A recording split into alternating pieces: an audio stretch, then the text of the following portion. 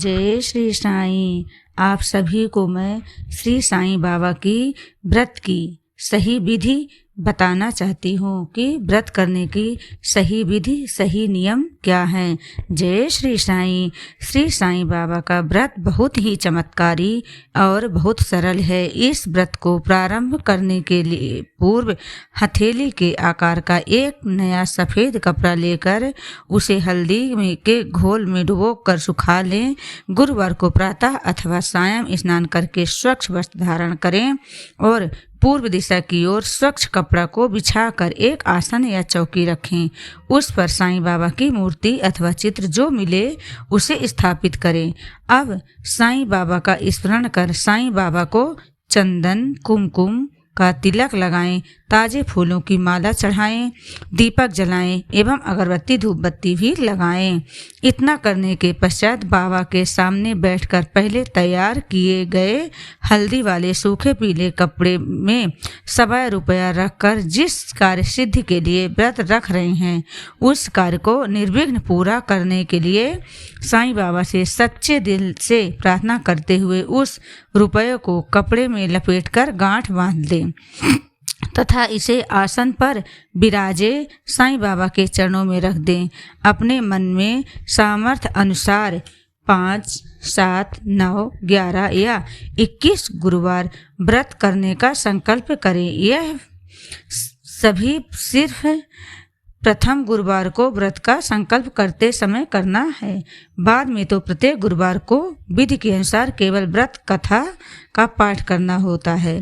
प्रत्येक गुरुवार को व्रत शुरू करते समय पहले इस पुस्तक के मुख पृष्ठ पर दिए गए साईं बाबा के स्वरूप को प्रणाम करें। उसके बाद बाबा का चित्र पर फूल माला को अर्पित करते हुए श्री साईं अष्टोत्तर नामावली का पाठ करें। इसके बाद श्री साईं बाबा व्रत कथा के 6 अध्याय पढ़ें और साईं बाबा का ध्यान करें। आरती और कथा समाप्त करें और प्रसाद के रूप में घर पर बनाई खिचड़ी अथवा मिठाई या फल सबको बांटें या स्वयं ग्रहण करें एवं स्वयं भी ग्रहण करें।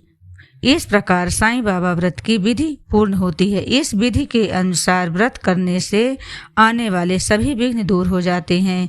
जीवन में सरलता, सद्बुद्धि और पवित्रता आती है। घर से गरीबी निर्धनता दूर होती है। क्लेश, दुख, दोष आदि दूर हो जाते हैं तथा शांति, आनंद, उल्लास का आगमन होता है। यदि व्रत को संपूर्ण श्रद्धा एवं विश्वास तथा विधि पूर्वक पूजन सहित किया जाए तो सभी आर्थिक, सामाजिक, मानसिक अड़चनें और बाधाएं दूर होती हैं। इस व्रत का शुभ असर किसी न किसी रूप में कम समय में ही अनुभव होने लगता है। मन में अपार शांति का अनुभव होता है।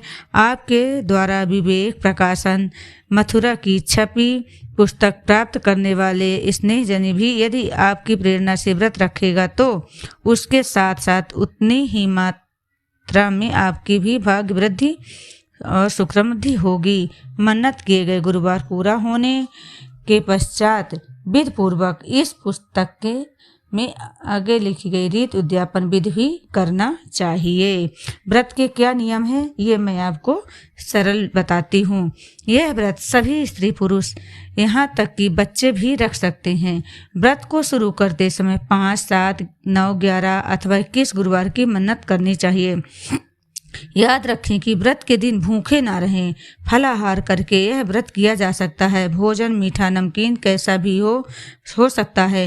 प्याज आदि के इस्तेमाल पर रोक नहीं है, लेकिन जहाँ तक है इससे बचना चाहिए क्योंकि यह तामसी पदार्थ होते हैं। यह व्रत सरल होने के साथ ही बहुत चमत्कारी है। व्रत के प्रत्येक गुरुवार को धैर्य और संतोष सहित विधि पूर्वक व्रत रखने से इच्छित फल की प्राप्ति प्रायः अवश्य होती है। इस व्रत को किसी भी गुरुवार को बाबा की प्रतिमा या चित्र के समक्ष धूप अगरबत्ती रखकर शुरू किया जा सकता है। जिस कार्य सिद्धि के लिए व्रत कर रहे हैं उसके लिए बाबा से मन ही मन पवित्र हृदय से प्रार्थना करनी चाहिए। साईं बाबा का यह व्रत कभी भी सूतक, पातक, श्रद्धा इत्यादि में भी रखा जा सकता है।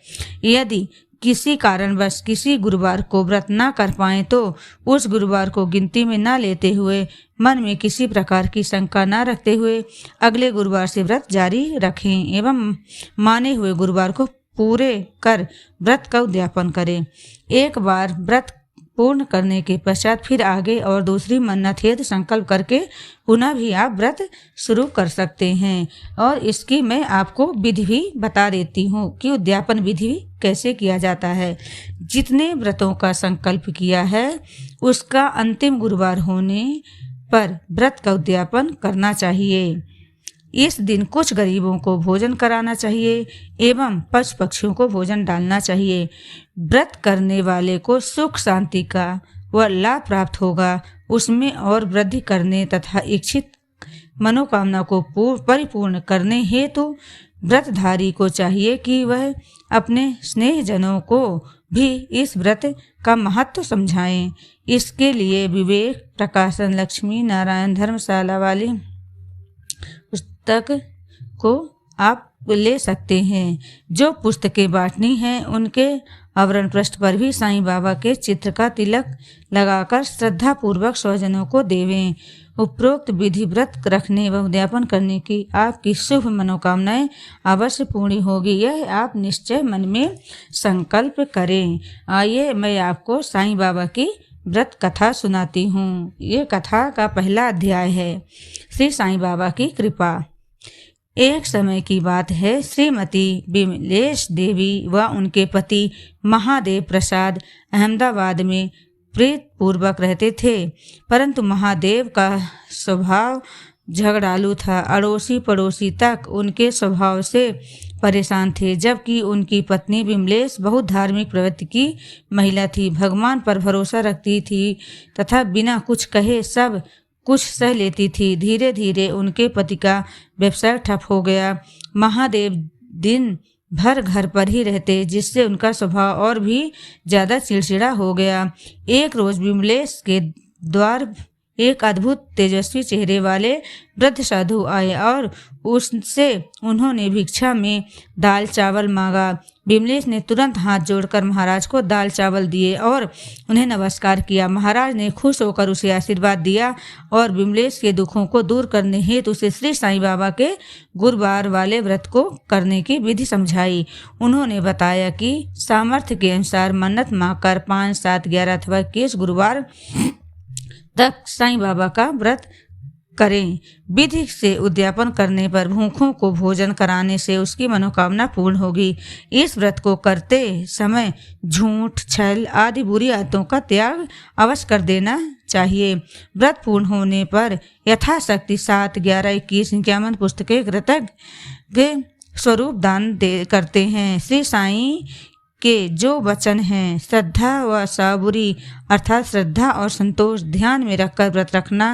इस प्रकार व्रत करने से साईं बाबा तुम्हारी सब मनोकामनाएं पूरी करेंगे। इतने सरल व्रत को सुनकर विमलेश अत्यंत प्रसन्न हो गई और अगले गुरुवार को ही उसने श्री साईं बाबा व्रत करना शुरू किया और देखते ही देखते उसके पति के स्वभाव में आश्चर्यजनक परिवर्तन आ गया और उन्होंने फिर ये व्यापार चालू किया जो बहुत सफल हुआ। घर पर श्री साईं बाबा की कृपा से सुख शांति हो गई। एक दिन विमलेश की बहन और उसके पति उससे मिलने आए। महादेव और विमलेश को खुश देख हुए बहुत खुश हुए। विमलेश की बहन ने उससे पूछा कि यह चमत्कार कैसे हो गया? मेरे बच्चे बिल्कुल पढ़ाई नहीं करते हैं और किसी का कहना नहीं मानते, बहुत उद्दंड होते जा रहे हैं। सब कुछ होते हुए भी मैं सुखी नहीं हूँ। तब विमलेश ने उसे साईं बाबा के गुरुवार व्रत की महिमा बताई। इस व्रत की महिमा सुन विमलेश की बहन बहुत प्रसन्न हुई और उसने भी पूर्ण मन से श्रद्धा व विश्वास से 9 गुरुवार का व्रत किया, जिसका परिणाम यह हुआ कि उसके बच्चे मन लगाकर पढ़ने लगे और हमेशा कक्षा में अव्वल आए। वह साथ ही साथ घर के छोटे मोटे कामों में भी उसका हाथ बटाने लगे। वह भी अन्य लोगों की को इस महान व्रत का प्रभाव बताने लगी। साईं बाबा पर इसे इतनी अधिक श्रद्धा हो गई कि एक दिन वह बांटने को बांटने को विवेक प्रकाशन मथुरा की छपी साईं बाबा के जीवन चरित्र और कथाओं को भजन माला की पुस्तक भी लेकर आई, जो उसने पति को बहुत पसंद आई। श्री साईं बाबा की जय। अब आपको दूसरा अध्याय। व्यवसाय में सफलता मिली। पूना शहर में एक व्यापारी सुरेश प्रसाद रहते थे। शहर में उनकी कपड़े की 2-3 मिलें थीं। इस प्रकार घर में खूब सुख समृद्धि थी। अचानक एक एक कर सभी मिलों में श्रमिकों ने हड़ताल कर दी। अब तो सेठ जी बहुत परेशान रहने लगे, क्योंकि मामला नित्य प्रति गंभीर होता जा रहा था। नेताओं के भड़काने की वजह से मिलें फिर शुरू होने की उम्मीद भी नहीं हो रही थी। उन्हीं दिनों सेठ जी के दूर के एक रिश्तेदार उनसे मिलने आए। बातों ही बातों में सेठ जी ने उन्हें अपनी समस्या बताई। सुनकर वो रिश्तेदार बोले कि घबराने की कोई बात नहीं है, सब कुछ ठीक हो जाएगा। आप गुरुवार वाला ही साईं बाबा का व्रत प्रारंभ कर दें। यदि आप और सेठानी दोनों एक साथ यह व्रत रखें तो और अच्छा रहेगा। बाबा की कृपा से सब प्रकार मंगल होगा। तब सेठ सेठानी ने विधि पूर्वक गुरुवार का व्रत आरंभ कर दिया। अभी व्रत आरंभ हुए 2 सप्ताह ही हुए थे कि मजदूरों ने हड़ताल वापस ले ली और उनकी मिलें पुनः कार्यरत हो गईं। साईं बाबा की कृपा से नुकसान में जो जा रहे सुरेश प्रसाद को उस वर्ष पर्याप्त लाभ हो गया। परिवार में सुख शांति हो गई। यह साईं बाबा के व्रत की महिमा का परिणाम था। बोलो साईं बाबा की जय। अब आपको तीसरा अध्याय सुनाती हूँ। कन्या का विवाह। बबीता वैसे तो बहुत गुणवान थी, परंतु श्याम वर्ण होने के साथ उसके माता पिता की आर्थिक स्थिति भी साधारण थी। बड़ा दहेज दे सकने की उनकी स्थिति भी नहीं थी। बबीता की उम्र विवाह योग्य हो गई थी, पर उसकी शादी नहीं हो पा रही थी। धीरे धीरे उसके माता पिता की चिंता भी बढ़ने लगी। बबीता खाना पकाने, सिलाई कढ़ाई और सभी कार्यों में बहुत कुशल थी। उसने BA अंग्रेजी से भी किया हुआ था। स्वभाव से ही वह हंसमुख एवं अच्छे व्यवहार करने वाली थी। फिर भी उसे कोई योग्य वर नहीं मिल पा रहा था। एक दिन बबीता अपने पड़ोस में अपनी एक सहेली के यहाँ गई। वह एक पुस्तक पढ़ रही थी। बबीता ने पूछा, तुम यह क्या पढ़ रही हो? सहेली ने बताया, यह श्री साईं बाबा व्रत की पुस्तक है। हमारी मामी के यहाँ आज इस व्रत का उद्यापन था, जहाँ सभी को यह एक एक किताब बांटी गई थी। जब बबीता ने किताब उससे ली और कुछ ही पृष्ठ पढ़े थे कि साईं बाबा की कृपा से उसके मन में ही भी व्रत करने की इच्छा जागृत हो गई। वह पुस्तक सहेली से लेकर घर आ गई। आगामी गुरुवार को सुबह 11 गुरुवार व्रत करने की मन्नत मानकर बबीता ने साईं बाबा व्रत करने का संकल्प लिया। विधि पूर्वक व्रत करते ही आश्चर्य हुआ। उसी रात उसके मामा जी एक अच्छे घर के पढ़े लिखे सुसंस्कारवान इंजीनियर लड़के का रिश्ता लेकर आ गए। बबीता की मामी लड़के की माँ की बचपन की सहेली थी, इसलिए लड़के से भी सीधी बात कर ली गई। बबीता की योग्यता और स्वभाव के बारे में सुनकर लड़का बहुत उत्साहित हुआ। उसे बबीता जैसी पत्नी की तलाश थी। बबीता के घर में यह सब जानकर बहुत खुश हुए। एक ही माह में बिना दहेज के शादी समारोह में बबीता का विवाह संपन्न हो गया। श्री साईं बाबा की जय जय। आपको चौथा अध्याय सुनाती हूँ। मोहन लाल का प्लास्टिक के जूते बनाने का कारखाना था। परिवार में पति पत्नी, एक पुत्र और एक पुत्री थी। उनका कारोबार बहुत बड़ा तो नहीं था, पर परिवार की सुख सुविधा के हिसाब से सही था। परेशानियां कभी कहकर नहीं आती। व्यापार में उधार देना जरूरी होता है, नहीं तो बाजार में प्रतिस्पर्धा में वो पीछे रह जाते हैं। ऐसे ही एक व्यापारी की तरफ उनका बढ़ते बढ़ते 4 लाख रुपए उधार में फंस गया। उस व्यापारी की नीयत में भी खोट आ गया और वह रुपए चुकाने में बहाना करने लगा। अब तो मोहन लाल बहुत परेशान रहने लगे। उन्हें कच्चे माल देने वाले की तरफ से ताकदें आने लगी। उनके अनुसार 1 माह में यदि उन्होंने भुगतान जमा नहीं करवाया तो फैक्ट्री बंद हो जाएगी। मोहनलाल की तो रातों की नींद उड़ गई। न तो उन्हें भोजन अच्छा लगता और न ही घर में रहना, क्योंकि तगादे वाले आते रहते थे, मांगने वाले आते रहते थे। एक दिन मोहनलाल चिंता में बैठे थे, तभी उनके मित्र मेहरा जी आ पहुँचे। मेहरा जी के पूछने पर मोहनलाल ने उन्हें अपनी चिंता का कारण बताया। मेहरा जी ने कहा, बस इतनी सी बात है मित्र, सारी चिंताएं छोड़ दो और श्री साईं बाबा की शरण लो। गुरुवार वाला साईं बाबा का व्रत कलयुग में तत्काल फल देने वाला है, इसे खुशी खुशी शुरू करके चमत्कार देखो। ऐसा कहकर मेहरा जी ने उन्हें श्री साईं बाबा व्रत कथा की एक पुस्तक मंगवा कर दी और व्रत विधि समझाई। मोहनलाल ने श्रद्धा और विश्वास के साथ व्रत को आरंभ कर दिया। व्रत आरंभ करने के चौथे ही दिन वह व्यापारी उनकी दुकान पर आया और कहने लगा कि उनका माल बेचकर उसे बहुत लाभ हुआ है, उसे माल की भी जल्दी ज़रूरत है। उसने पुराना पूरा पैसा तो चुकाया ही और अगले माल के लिए भी एडवांस में दे गया और रुपए चुकाने में हुई देरी की उनसे क्षमा मांगी। मोहनलाल तो श्री साईं बाबा की ऐसी कृपा देख भाव विभोर हो गए। वे जो रकम डूब चुकी मान रहे थे वह वापस आ गई और कारखाना अच्छा चलने लगा। इस अनुपम व्रत का लोगों को अधिक से अधिक लाभ मिले, इसलिए उन्होंने व्रत कथा की 101 प्रतियां कापी अपने स्वजनों के पूरे उत्साह के साथ वितरण की। साईं बाबा की जय। अध्याय 5 संतान का सुख। श्री श्यामलाल और शांति देवी के विवाह को 15 साल हो गए थे, परंतु उनको अभी संतान का सुख प्राप्त नहीं हुआ था, जिसकी वजह से घर में सब कुछ होने पर भी सूनापन सा रहता था। वृद्ध सास ससुर भी उदास रहने लगे थे। घर में नन्ही किलकारियां सुनने को तो वह सब तरस गए थे। कई डॉक्टरों, वैद्यों, हकीमों को दिखाने के बाद भी वह संतान का मुख देखने की आशा नहीं थी। एक दिन श्यामलाल के ऑफिस में उसी माह मुंबई से ट्रांसफर होकर आए महेश बाबू ने सभी को लड्डू बांटे। श्यामलाल के पूछने पर उन्होंने बताया कि साईं बाबा व्रत की कृपा से शादी के 10 साल बाद उन्हें आज पुत्र की प्राप्ति हुई है। श्यामलाल के पूछने पर उन्होंने उन्हें पूरी व्रत की विधि समझाई और अगले ही दिन साईं बाबा व्रत की एक पुस्तक भी लाकर दी। शांति देवी ने पूरे विश्वास और श्रद्धा के साथ 9 गुरुवार व्रत लेने का संकल्प किया।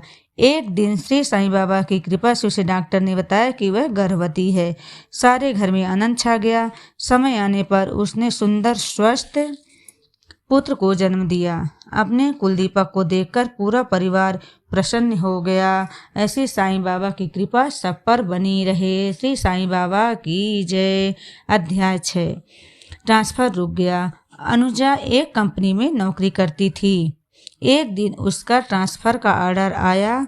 उसका ट्रांसफ़र मेरठ से बहुत दूर झांसी हो गया था। उसकी माता जी की तबीयत ठीक नहीं चल रही थी, जिसकी वजह से वह पहले ही बहुत परेशान रहती थी। उसने कई बड़े अफसरों से विनती की, लेकिन ट्रांसफ़र नहीं रुका और ऑर्डर मिला कि 20 दिन के अंदर यदि झांसी ऑफिस में जाकर चार्ज नहीं लिया तो नौकरी से भी निकाला जा सकता है। संयोग की बात, उसी दिन उसकी सहेली नम्रता उससे मिलने आई। अनुजा ने अपनी परेशानी नम्रता से कही तो उसने उससे साईं बाबा का 9 गुरुवार श्रद्धापूर्वक व्रत रखने को कहा।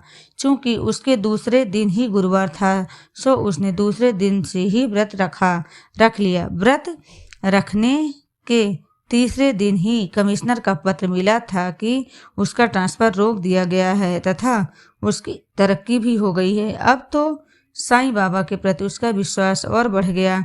वह और अधिक श्रद्धा से आगे व्रत करने लगी। 8 गुरुवार बीतने पर उसकी माताजी की भी तबीयत बिल्कुल ठीक हो गई। अंतिम गुरुवार को व्रत कर उसने विधिपूर्वक उद्यापन किया, गरीबों को भोजन दिया और साईं महिमा का प्रचार करने के लिए साईं व्रत की 51 पुस्तकें विवेक प्रकाशन को वो बांटी, जिससे कि उसकी सभी समस्याएं दूर हुई। साईं बाबा उसकी भांति सभी के कष्टों का निवारण करना। ऐसी कृपा सब पर बनाए रखना। बोलो साईं बाबा की जय।